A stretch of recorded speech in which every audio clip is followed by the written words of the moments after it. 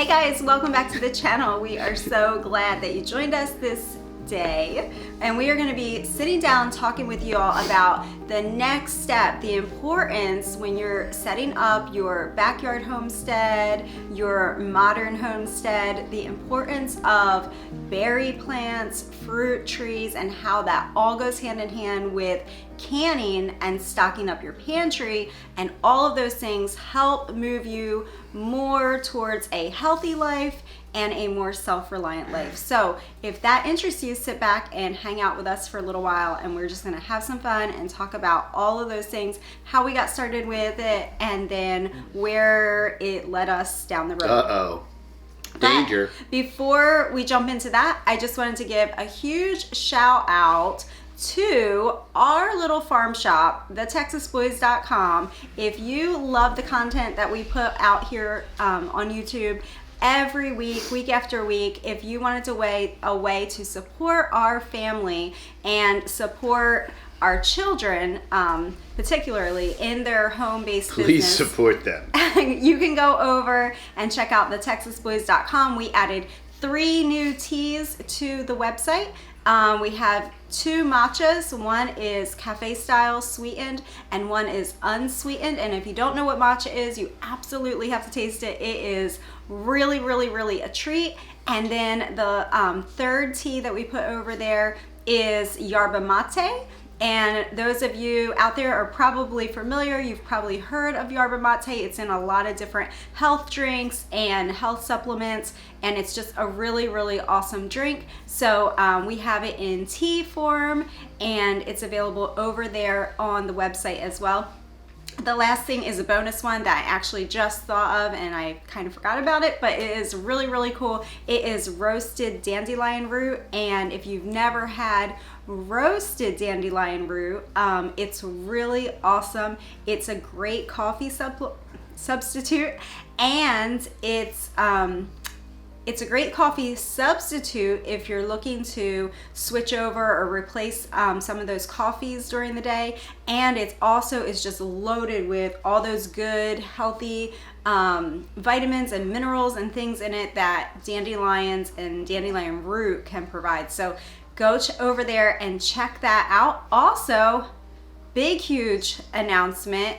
If you go over to our farm shop, you will also see now we are making our own homemade laundry soap. Very exciting. Really cool. It's gonna come in 5 different essential oil. We use a lot of laundry soap, y'all. Yeah, we do. So this is exciting news.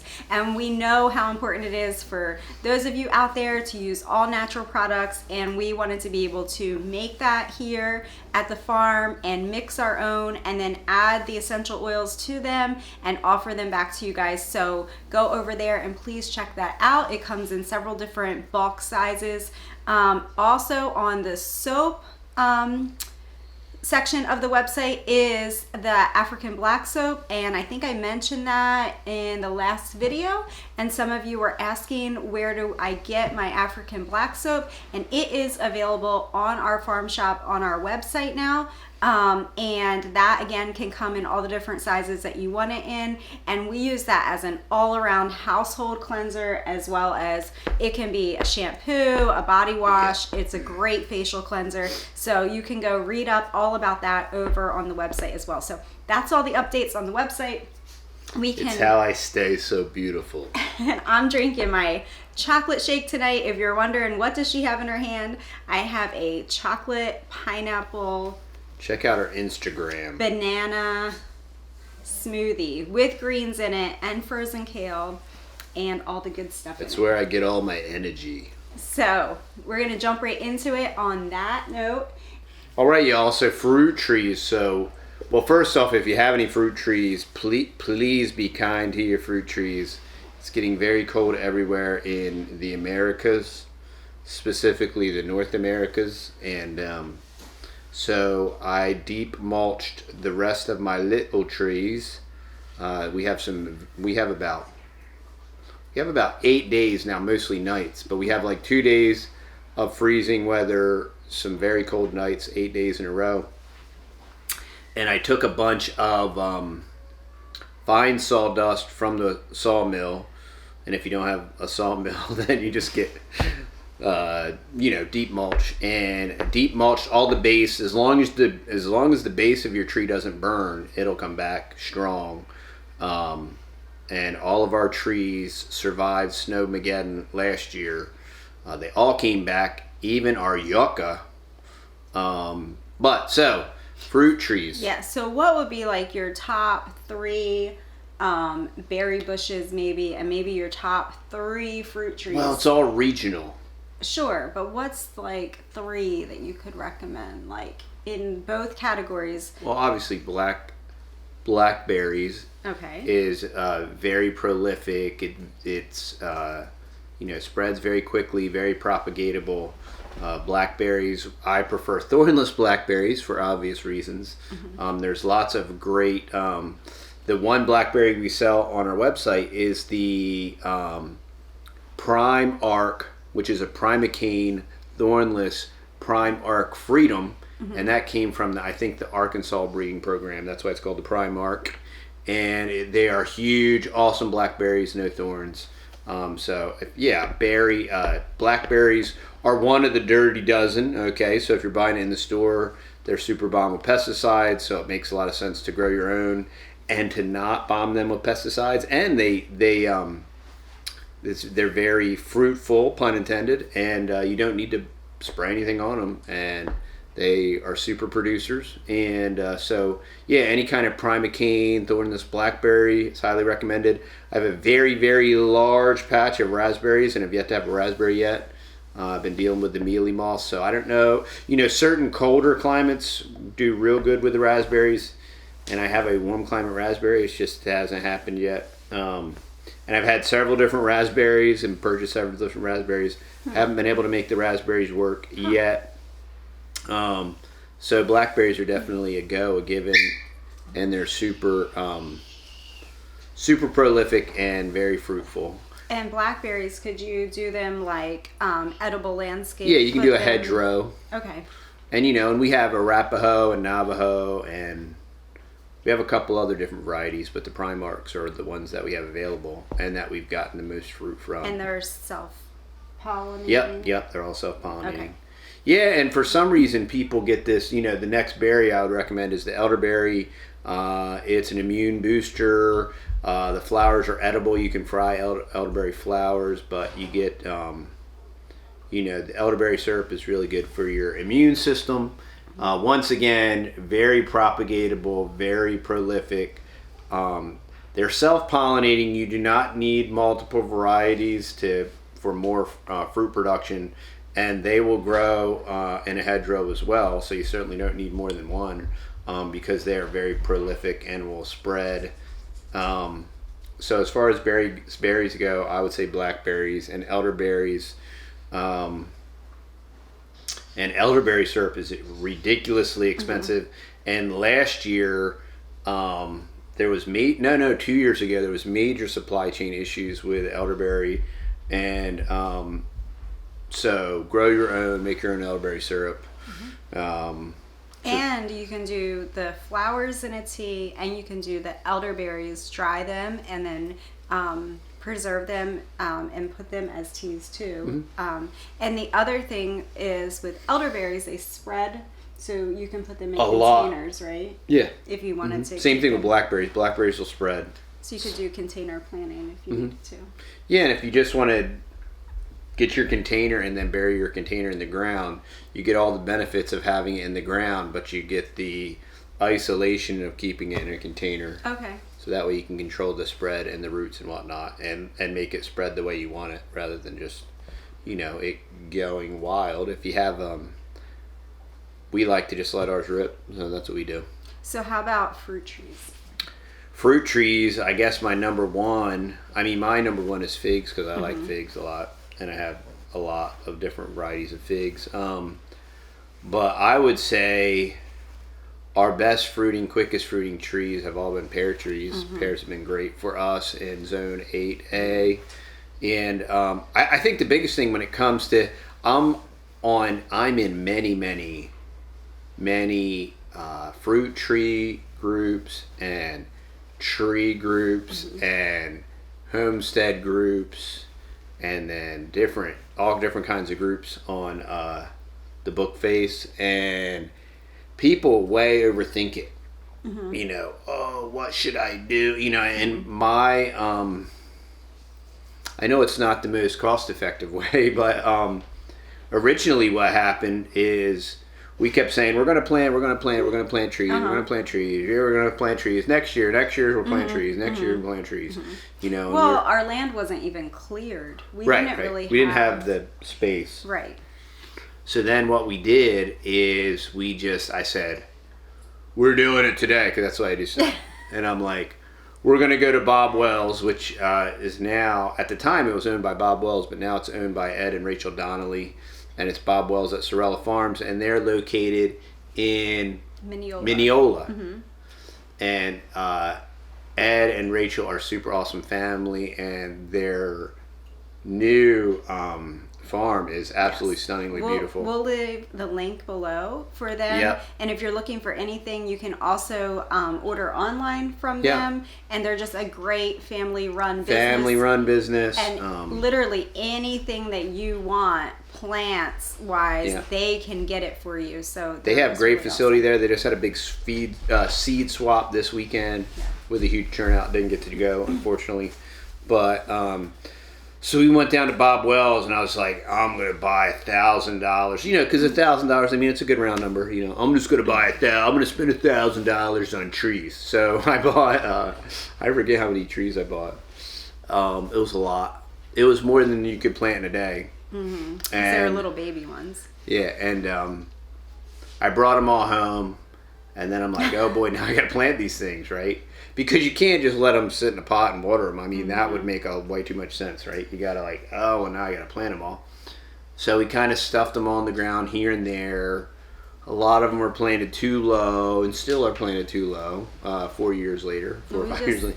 Made it happen. But we just did it, you know? And I think the biggest thing is just do it. You can always dig it up. You can always move it. Now, once they get so big, you can't. But just start. Just do something. Just get a tree, put it in the ground, put it in a pot. Yep. Start it growing. Right.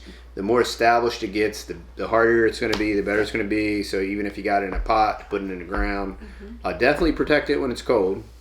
That's what we're doing. I actually, you know, I'm very much, I have this philosophy.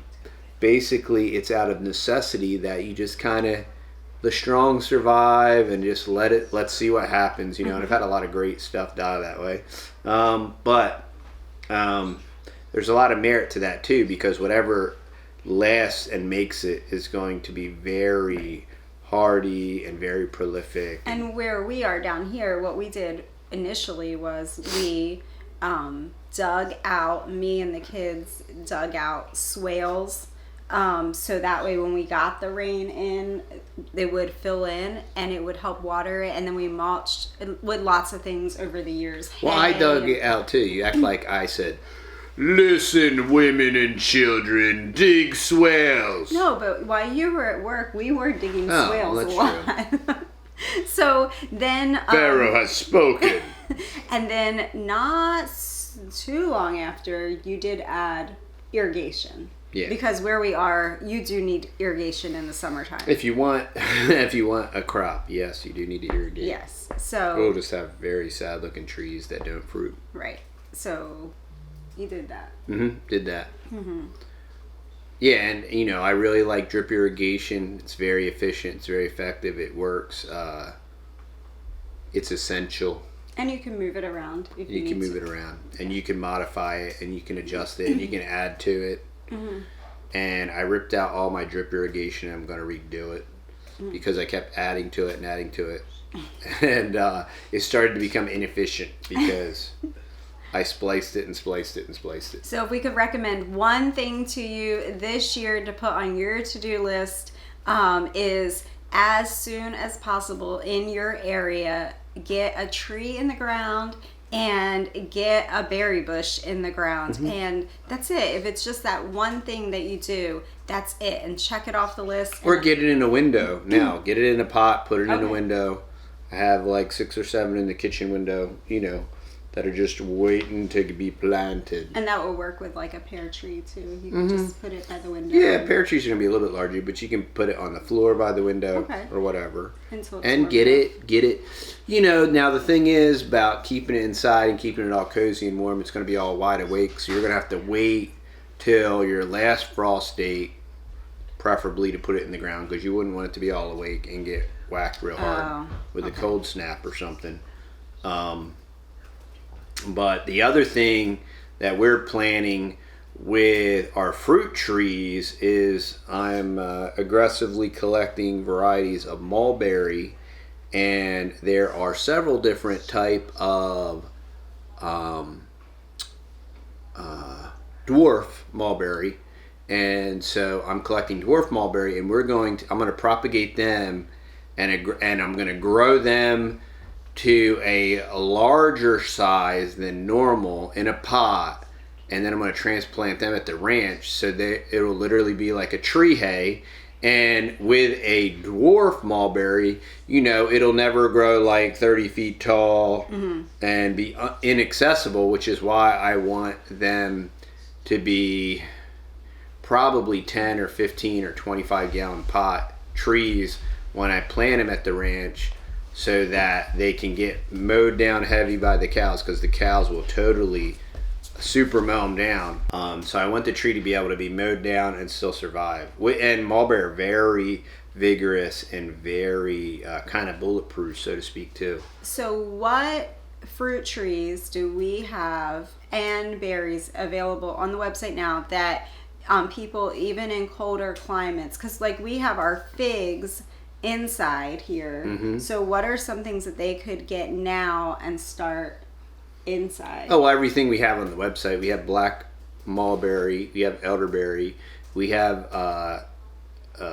blackberry, the Primark, and then we have some figs, and we have, what else do we have? We have we have goji, and goji is cold hardy. We have goji berry.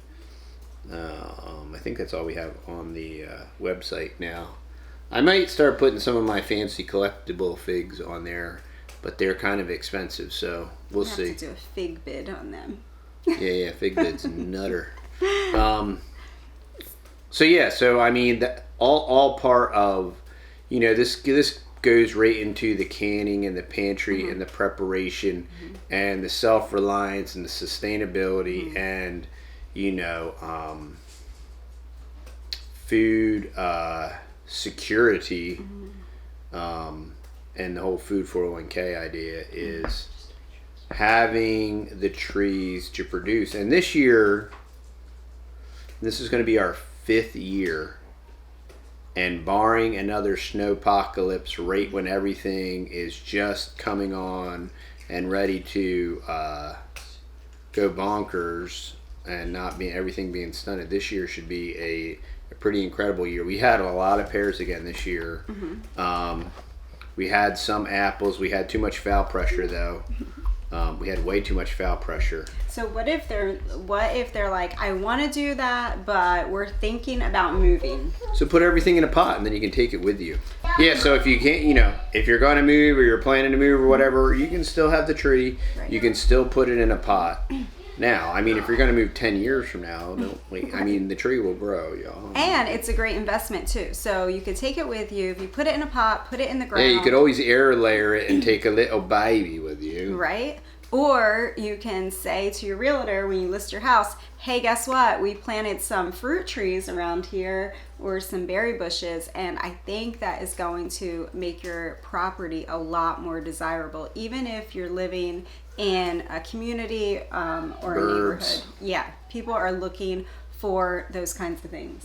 It's definitely becoming more socially acceptable. Yeah, and it does go hand in hand with canning, because prior to us moving here, I got really interested in canning. I started playing around with canning, and then I realized that I didn't really have a lot of fruit and vegetable like in bulk, like mass amounts to can, which would make it like make sense price-wise. And I'm like, okay, if I have to go to the store and buy all the tomatoes and then bring them home and can them, and then I gotta pay for the jars and pay for the lids. This isn't making a whole lot of sense to do if I'm not gonna have a substantial garden or a substantial amount of fruit coming in. So you have to do what makes sense, and that's why back then I did dabble in canning and I learned some of the basics of canning, but basically our pantry was store-bought canned food because that's just what made the most sense for the price per pound back then at the time. But once we got here and got to our homestead, we really wanted to be able to have large amounts, Lord willing, large amounts of fruits and vegetables and berries, so we could bring in those harvests and freeze them and can them and make all the things and have a stocked pantry. It was just like one of our big goals, and still is. And it's not something that you attain like immediately. It takes time. It takes years for a fruit tree to grow up and be able to produce a good amount of fruit. So this isn't something that you're going to plant it this year and you're going to be like having berries out your ears this fall and be able to can. It's a long-term goal, but it's definitely worthwhile doing, and it's just super satisfying to have like the elderberry syrup last year all put away. And we still have like what 2 or 3 years worth of elderberry syrup. And I mean, and I dried a lot of elderberries, so we have just jars full of dried elderberry, which makes great tea. And lots of dried fig leaves, which are just really also a great tea. There's just a lot of benefits to them. And speaking of the dried foods, we have a big, huge goal this year to get a freeze dryer. The big Harvest Right freeze dryer. And friends of ours, a good friend of ours was sharing all of his experience with the Harvest Right freeze dryer, and we just really were impressed by all. He's a native, y'all. Yeah. He's very supportive of the channel. Yeah. Hi, Mark. Good friend. Hi, Mark. So he brought us a lot of different samples of foods that he had freeze dried. It was very impressive. Just all different things that he grew in his garden, and it was just beautiful to see the onions and the peppers and the strawberries and all the different things. And we were like, oh yeah, we need to do this. So that is definitely high on the priority list this year, is to get a freeze dryer. And Lord willing, when the harvest starts coming in, we'll be able to have another way to preserve that food. Yeah. So anyway, I hope this was a blessing to you. I hope something here was an encouragement to you. And you just got to do what you can with where you're at. And if it was terrible and boring, you can watch the gag reel at the end, the bloopers, because there's probably like 45 minutes of bloopers that Matt will add to the end there. Don't forget to go over to TheTexasBoys.com, check out all of our things over there, and we love you guys, and we will see you on the next video. See y'all. Bye, guys. Bye-bye. Hey, y'all. Welcome back to the channel. Hey, y'all. I can't take it. Yo, I'm trying to be high energy. Don't. Just... You're low energy, Jen. You're low energy. You gotta be high. People want to watch people with high energy. He shot out of the thing. He said, put that thing away. She's a furry. I was talking about you. She's like one of these public school children. I was talking about your phone. Stop. Please stop. Okay, you ready? She grabs He's in a little way box. too ornery tonight. I can't do it. I had this vegan shake and it gives me energy. Raw vegans live forever. No, it just feels All hail the vegan. No, it just feels like forever. We're gonna start feeding him mac and cheese and dairy Mac tomorrow. and cheese. Need more He dairy. needs Feel to be sleepy. calmer. My allergies. Shh. Okay. Okay, let's go. Stop. You eat bacon and you'll live longer. No, this is Get your feet out from underneath my rug. Thank you. See what you did to it? See what you did. See what you did to it? Sorry, Nugget. Okay. Hi. Ready, Mommy? Howdy, y'all. Welcome back. I'm not doing it. Huh? Alright. You married me. Hey guys, welcome back to the channel. We're so glad that you're with us tonight. Hi, guys. I'm not so glad that he's with me tonight. Oh, that hurts. but you all can Arrows, slings of snares. suffer long with him. Okay, so anyway, I wanted to jump into some exciting. Ouchie. That hurt me right in the feels. Way to kick a guy right in the feels. Come on, please stop. Sorry, I'm sorry, y'all. Oh, you made her leave, y'all. Come back, Ma. Stop. Come back. I love you, baby. I miss you so much.